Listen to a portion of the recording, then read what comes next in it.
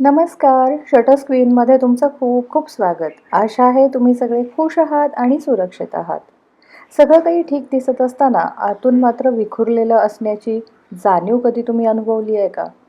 वरून वरून लोकांना तुम्ही खुश दिसत असता, निश्चिंत दिसत असता, पण आतून पूर्णपणे खचून गेलेले असता. रोजरोजच्या त्याच प्रश्नांनी वैतागलेले असता. परिस्थितीसमोर हात टेकलेले असता. कधी असं वाटतं का की सगळं संपलेलं आहे, तर कधी हे सगळं कधी संपणार याचं उत्तर तुम्हाला सापडत नसतं. जर अशा पद्धतीची परिस्थिती तुम्ही अनुभवली असेल तर याच विषयावर आज आपण थोडीशी चर्चा करूया. आता सगळ्यात पहिल्यांदा मी एक गोष्ट तुम्हाला सांगते, तुम्ही एकमेव अशी व्यक्ती नाही आहेत जे हे सगळं अनुभवत आहे. तुम्ही फक्त एक माणूस आहात आणि भावभावना या माणसाला मिळालेली एक सुंदर देणगी आहे. आज मी तुम्हाला एका अशा पुस्तकाबद्दल सांगणार आहे, जे फक्त एक पुस्तक नाही, तर ही एक संपूर्ण हीलिंग जर्नी आहे. थिबो म्युरस नावाच्या लेखकांचं मास्टर युअर इमोशन्स नावाच्या या पुस्तकावरती आज आपण डिस्कशन करणार आहोत. थिबो म्युरस हे स्वतः anxiety, emotional breakdown, self doubt अशा मानसिक आजारांमधून गेलेले आहेत आणि त्यातून ते व्यवस्थितरित्या बाहेरही पडलेले आहेत.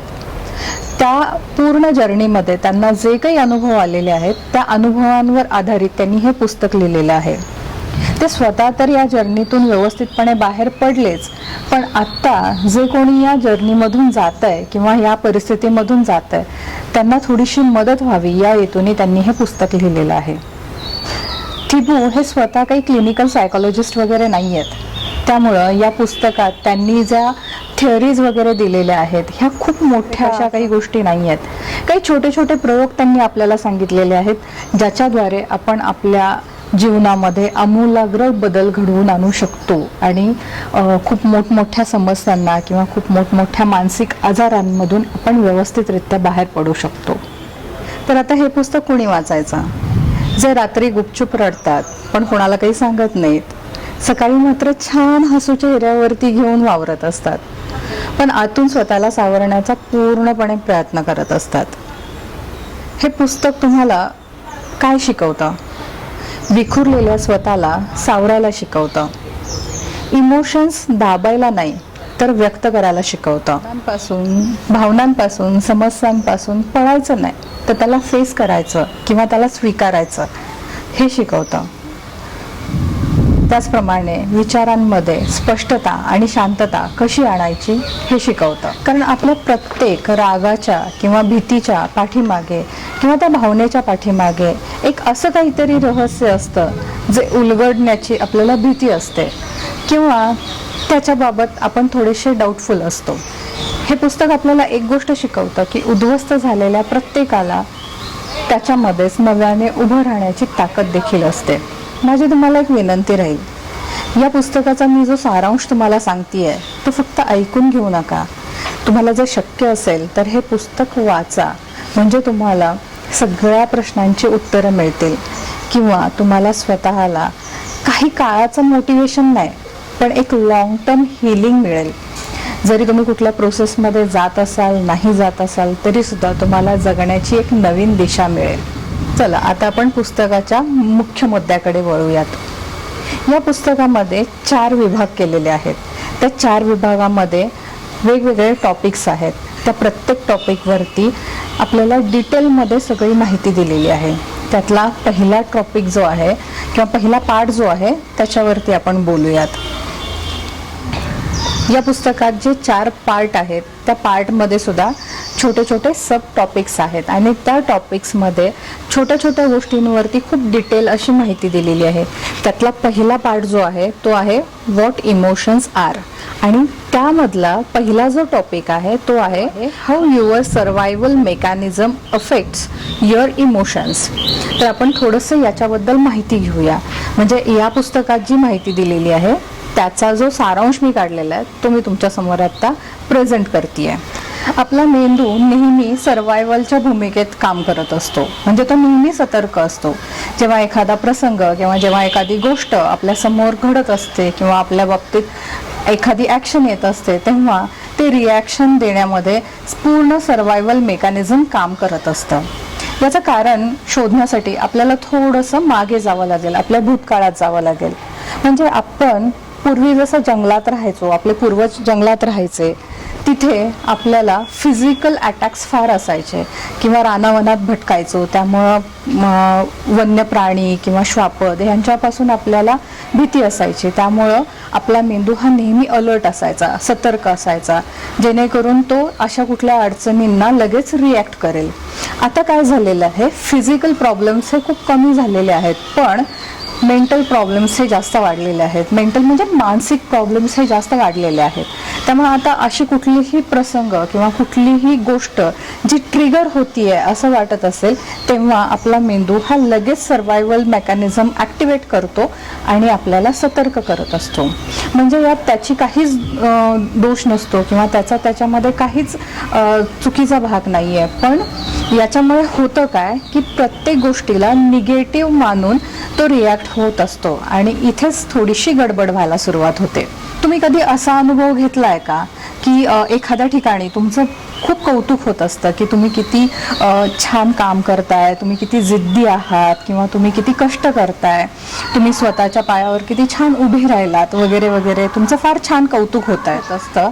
आणि अशाच वेळी अशी एखादी घटना घडते किंवा असा एखादी व्यक्ती तिथं येते आणि ते असं बोलतात की अरे ह्यात काय मोठं आहे, हे सगळेच करतात, हे इझी आहे. आणि हे जेव्हा बोललं जातं ना, तर ते तुम्हाला ट्रिगर करतं. हे तुम्ही थ्रेटसारखं घेता आणि मग तुमचा पूर्ण दिवस खराब होतो. इतक्या लोकांनी तुमचं कौतुक केलं याच्याकडे तुमचं लक्ष नाही जात, पण ह्या ज्या व्यक्तीनं जे तुम्हाला ट्रिगर केलंय किंवा जी निगेटिव्ह कमेंट दिली आहे, त्या एकाच गोष्टीवरती, त्या एकाच कमेंटवरती तुम्ही पुन्हा पुन्हा दिवसभर विचार करत राहता आणि ती गोष्ट तुम्हाला दुःखी कष्टी करते.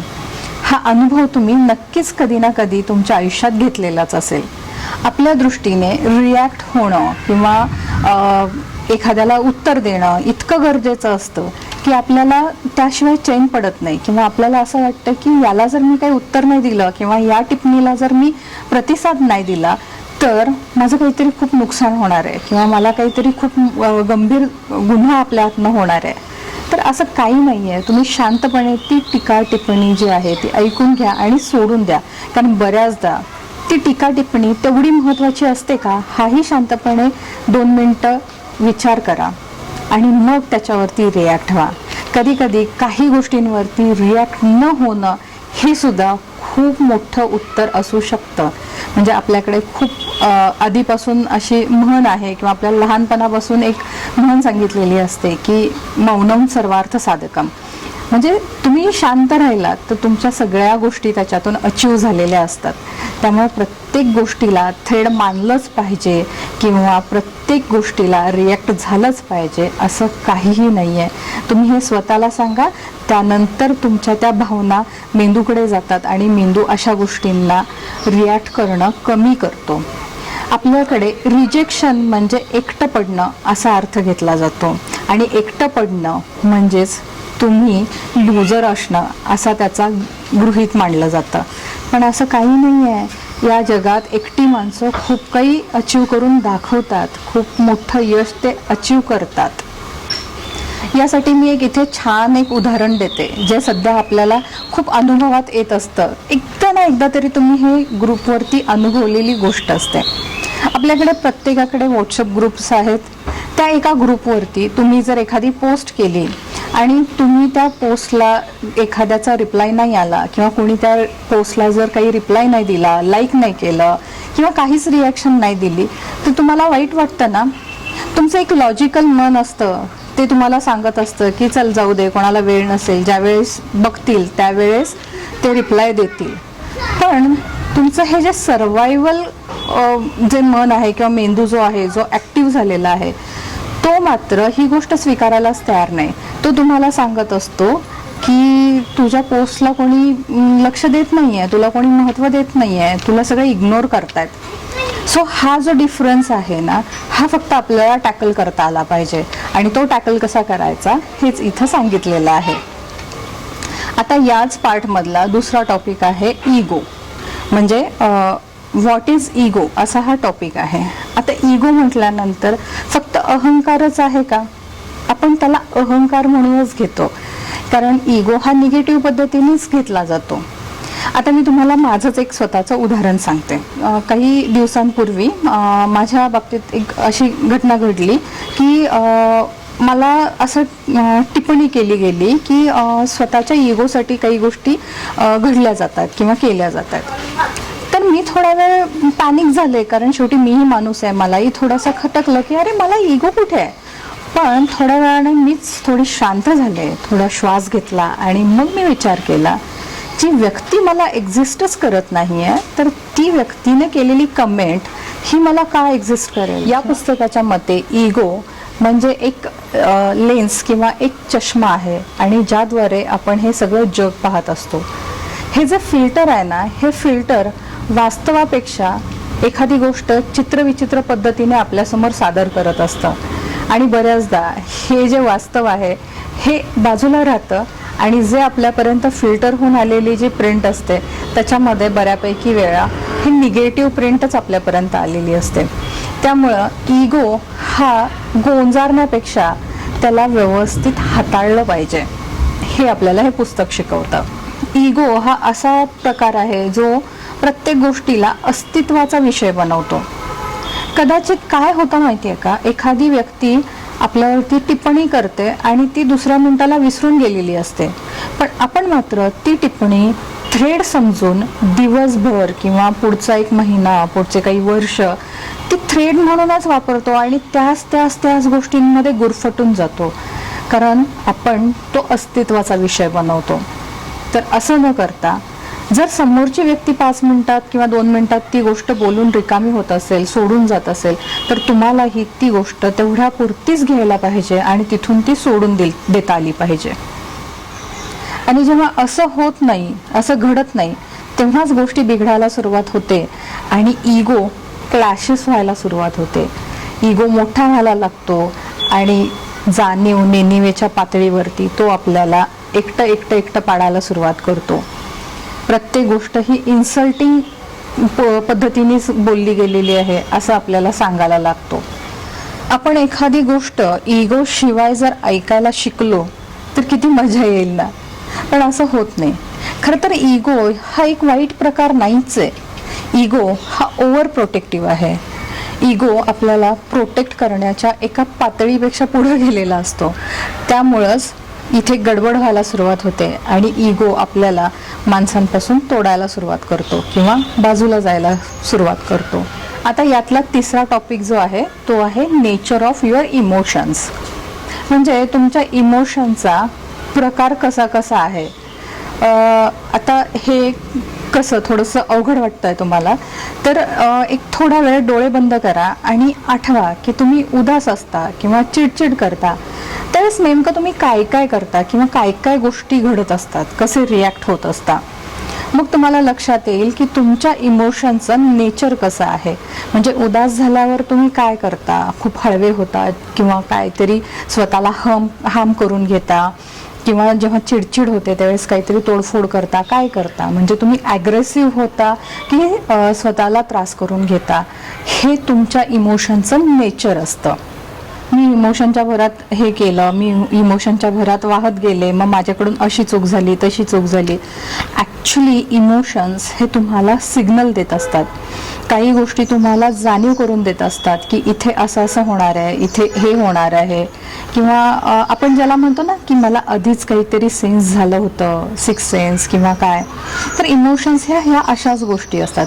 बऱ्याचदा तुम्ही एखादी गोष्ट केली आहे आणि नंतर तुम्हाला असं जाणवलं आहे का की अरे हे घडण्यापूर्वी मी हे ॲक्ट केलं होतं, म्हणजे हे अनकॉन्शियस लेवलला तुम्ही ती ॲक्ट करून रिकामे झालेले असता आणि नंतर लक्षात येतं की पुढे हा असा प्रसंग घडणार होता आणि त्याच्या आधीच तुम्ही त्या प्रसंगाला रिॲक्ट झालेले होता. म्हणजेच इमोशन्स तुम्हाला एक सिग्नलसारखं काम करत असतं. आता काय करायचं माहिती आहे का, इमोशन्सपासून पळायचं नाही आहे. त्यांना समजून घ्यायचं आहे. आता इमोशनला समजून कसं घ्यायचं, तर एक गोष्ट आहे की ज्यावेळेस तुम्ही खूप भावनिक होता त्यावेळेस तुम्ही रडता किंवा काहीतरी वेगळ्या पद्धतीने रिॲक्ट होता, तर त्यावेळेस तुम्ही रडला म्हणजे तुम्ही कमजोर नसता. तुम्ही रडा, स्वतःला व्यक्त होऊ द्या आणि त्याच्यानंतर समजून घ्या की हे का झालं, कशामुळे झालं, मग हे परत करायचं आहे का किंवा हे परत परत करायचं आहे का. कारण जर तुम्ही परत परत रडत असाल, परत परत तसेच रिॲक्ट होत असाल, तर ती कमजोरी नक्कीच ठरू शकते. कारण इथं एक महत्त्वाची गोष्ट मी तुम्हाला सांगते, जी एका उदाहरणाद्वारे मी तुम्हाला सांगते. आपण कुकरचं झाकण लावून कुकर गॅसवरती ठेवला, पण त्याची शिट्टीच नाही होऊ दिली, तर काय होईल. कालांतराने एक असं गोष्ट होईल, आतलं कुकरमधलं प्रेशर खूप वाढेल आणि कुकर फुटेल. बऱ्याचदा कुणीतरी हा घरी प्रसंग अनुभवला पण असेल की शिट्टी न होता कुकर फुटलाय. म्हणजे माझ्या बाबतीत तर 2-3 वेळा ती गोष्ट झाली आहे. पण मग ह्याच्यामुळं काय होतं, जर तुम्ही किचनमध्ये असाल किंवा काही कोणी लहान मूल किंवा मोठी माणसं जर किचनमध्ये असतील आणि जर तो कुकर फुटला, तर त्याच्यामुळे एक मोठं संकटसुद्धा येऊ शकतं, फिजिकल हार्मसुद्धा होऊ शकतं. मग आपल्या भावनांचंही तसंच आहे. आपल्या भावना जर दबून राहिल्या, आपण त्या नेहमी जर सप्रेस करत राहिलो, तर एक वेळ अशी येते, एक क्षण असा येतो की जे ब्लास्ट होतो तो बाहेर पडतो. कुठल्याही मार्गाने ते बाहेर पडतं आणि ज्या वेळेस ते बाहेर पडतं त्यावेळेस मात्र आपल्याला ते कंट्रोल करणं अवघड जातं आणि मग त्याच्यामुळे एखाद्याचं मन दुखावलं जातं किंवा एखाद्याला शारीरिक इजासुद्धा होण्याची शक्यता नाकारता येत नाही. आता पार्ट 2 मधल्या पहिल्या टॉपिककडे वळूया, ज्या टॉपिकचं नाव आहे the impact of sleep on your mood. म्हणजे तुमच्या झोपेचा तुमच्या मूडवर कसा परिणाम होतो. बऱ्याचदा जर आपली झोप पूर्ण झाली नाही तर आपण चिडचिडे बनतो. एक साधासा आवाजसुद्धा आपल्याला सहन होत नाही. दिवसभर कुठल्या तरी एका चिंतेत किंवा एखाद्या उदास मनस्थितीत आपण वावरत असतो. हे तुम्ही नक्कीच अनुभवलं असेल, नाही का. कारण जर झोप पूर्ण झाली नाही तर फक्त शरीरच थकत नाही तर मन सुद्धा थकतं. कारण त्याला रात्रभर विश्रांती हा प्रकारच मिळालेला नसतो. आता एका संशोधनानुसार असं सिद्ध झालं आहे की जी व्यक्ती म्हणजे एक 16-17 तासाच्या पुढे जर झोप झाली नाही त्याची पूर्ण किंवा ती झोपलीच नाही एक 16-17-18 तास, तर तिच्यामध्ये अल्कोहोलचं प्रमाण जाणवतं. म्हणजे अल्कोहोलचं प्रमाण आढळतं.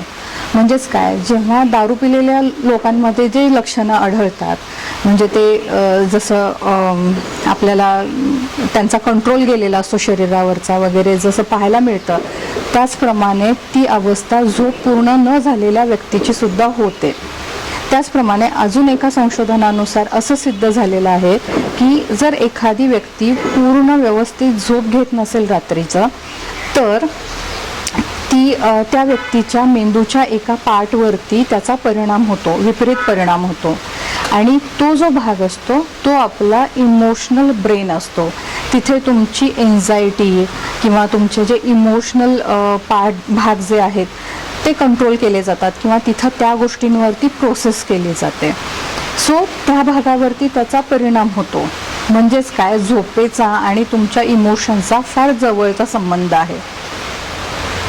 फक्त झोपेचा आणि इमोशन्सचा संबंध नाही, तर झोपेचा आणि तुमच्या इमोशनल इंटेलिजन्सचा सुद्धा फार जवळचा संबंध आहे. आता या पुस्तकामध्ये 4 पार्टमध्ये एकूण 29 टॉपिक्स दिलेले आहेत. जे आत्तापर्यंत आपण 4 टॉपिक ऐकले, ज्याचा सारांश ऐकला, तसे 29 टॉपिक्स आहेत. तर आता एवढे सगळे टॉपिक्स या व्हिडिओमध्ये जर कव्हर करायचे म्हटले तर व्हिडिओ खूप मोठा होईल आणि तुम्हाला ऐकायला पण थोडासा कंटाळवाणा वाटेल. तर जर तुम्हाला या पुस्तकाचा सारांश आत्तापर्यंतचा आवडला असेल आणि पुढचा जर ऐकायचा असेल तर मला कमेंट करून नक्की सांगा. मला आवडेल या पुस्तकाचा पुढचा भाग पोस्ट करायला. तोपर्यंत हा व्हिडिओ जर तुम्हाला आवडला असेल तर मला तसंही कमेंट करून सांगा. व्हिडिओ लाईक करा, शेअर करा आणि हो, चॅनलला अजून सबस्क्राईब केलं नसेल तर प्लीज सबस्क्राईब करा. हा व्हिडिओ पूर्ण बघितल्याबद्दल थँक्यू सो मच.